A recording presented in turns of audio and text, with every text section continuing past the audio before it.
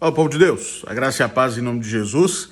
Atos capítulo 16 nos mostra agora, então, o início e desenvolvimento dessa segunda viagem missionária de Paulo. Paulo, diz o texto sagrado, inicialmente traz consigo mais um novo companheiro de viagem, de caminhada, que é Timóteo, provavelmente ainda bastante jovem. É possível que Timóteo haveria de desempenhar as funções que João Marcos teria de desempenhar na primeira viagem missionária, de ser um auxiliar, tanto de Paulo quanto de Silas. O texto nos mostra que a ideia inicial era ir para a Ásia, e o texto sagrado informa que eles tentavam ir para Bitínia, mas o Espírito de Jesus não o permitiu. Eu acho interessante isso, porque a submissão e a sujeição do apóstolo Paulo no empreendimento missionário deveria ser mais modelo para nós. Ele entendeu o que Cristo queria, entendeu qual era a vontade do Espírito e entendeu que há tempo para pregar em cada lugar. E quem determina o momento e o local não é o missionário, é o Espírito. Quem ordena a missão não é o missionário. Quem é o agente da missão não é o missionário. É o Espírito Santo do Senhor. E assim, o apóstolo tem uma visão em que ele vê, diz o texto sagrado, um varão macedônio dizendo: passa a Macedônia aí, ajuda-nos. Paulo entende a visão e vai. Chega então a Troade e segue, diz o texto sagrado, a endireitura a Samotrácia, depois a Neápolis e dali para Filipos, cidade da Macedônia. Ali nós vemos a conversão da primeira em Filipos, uma mulher de nome Lídia. O texto nos informa que Lídia era vendedora de púrpura. É, portanto, muito provável que Lídia fosse uma mulher de classe alta. A púrpura era algo muito caro naquele contexto. E é interessante notar isso porque nos mostra como o evangelho não faz distinção de classe. O evangelho não é só para o pobre, não é só para o rico. O evangelho é para todo aquele que carece da graça salvadora do Senhor. E aqui nós vemos um claro exemplo disso. Interessante ainda notar o que o versículo 14 nos diz. O Senhor lhe abriu o coração para atender às coisas que Paulo dizia. Quem prega é o ser humano. Quem proclama é o homem. Quem fala a verdade de Deus somos nós. Mas quem abre o coração, quem opera a obra no coração humano, quem age no coração de modo a trazer vida onde só há morte espiritual, quem prepara o solo do coração para a semente ser lançada é o Senhor. Deus é detentor da conversão. Deus é aquele que abre o coração para que as pessoas possam ouvir e atender a mensagem pregada. Isso é mais um incentivo para a gente continuar pregando. Por quê? Porque as pessoas ouvirem e atenderem a nossa pregação não depende de usarmos um linguajar bonito, não depende de usarmos dos argumentos mais perfeitos da lógica, depende de sermos fiéis na proclamação e de o Senhor abrir o coração daqueles que ouvem. O texto, então, nos mostra que Lídia torna-se uma apoiadora fiel do ministério do apóstolo Paulo. Então, Paulo encontra uma base ali na cidade de Filipos, na casa dessa irmã. O texto prossegue nos mostrando que uma jovem com um espírito de adivinhação foi liberta por Paulo e Silas. É curioso esse evento, porque, veja, é uma jovem que é escravizada. O texto diz que ela tinha donos, senhores, que lucravam com o tempo horrível que essa menina vivia, sendo possessa de um espírito maligno.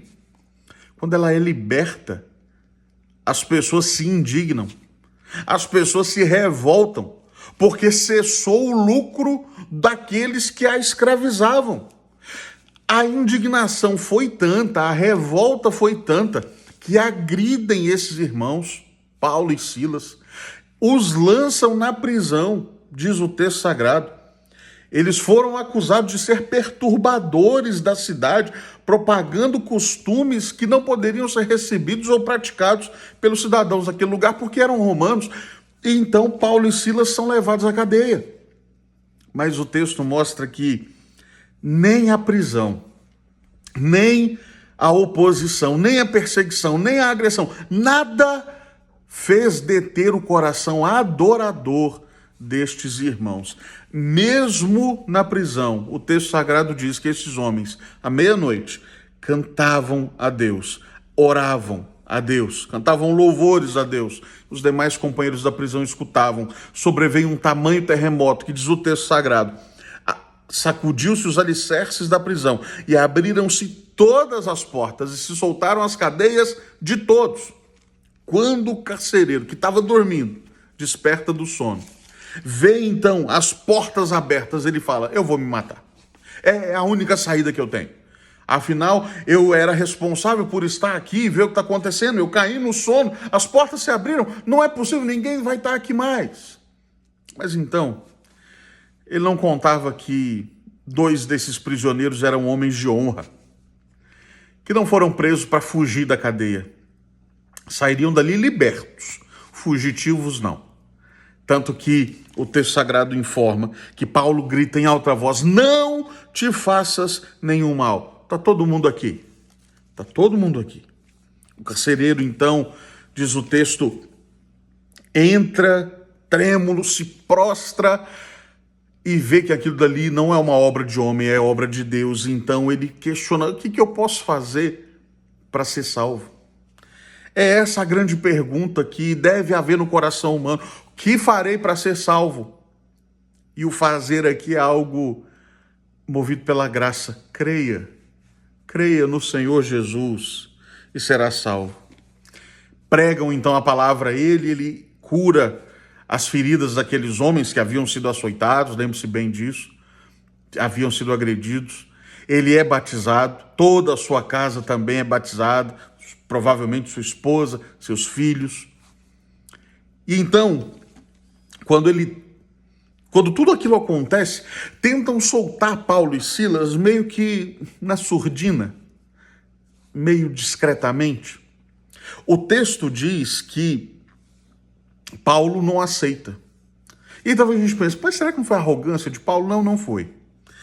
Não foi. O que há aqui é o apóstolo Paulo mostrando que a justiça tem que ser cumprida. Paulo era cidadão romano. E a lei romana do 6º século antes de Cristo até o 2º século depois de Cristo protegia os cidadãos romanos de serem açoitados publicamente, encarcerados e mortos pela justiça sem julgamento apropriado. E de fato não houve aqui julgamento. Então Paulo exige que os magistrados tomem conhecimento do que está acontecendo. E aí então eles são soltos como deveriam ser. Aqueles que mandavam dizem: olha, mas vão embora da cidade. E Paulo diz: nós vamos, mas ainda vamos ficar aqui um tempo. Eles vão, diz o texto sagrado, para a casa de Lídia. E olha que precioso. Vendo os irmãos, os confortaram e então partiram.